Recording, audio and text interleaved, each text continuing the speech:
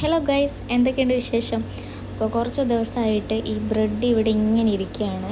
എന്താ ഉണ്ടാക്കുകയെന്ന് ഒരു ഐഡിയ ഇല്ല. അങ്ങനെ ആലോചിച്ചിരുന്നപ്പോഴാണ് ഞാൻ ഗുലാബ് ജാം ഉണ്ടാക്കാം എന്ന് വിചാരിച്ചത്. ഗുലാബ് ജാമുനോ സംതിങ്. അപ്പം അതിന് വേണ്ടിയിട്ടുള്ള പ്രിപ്പറേഷൻസാണ് ഈ കാണുന്നത്.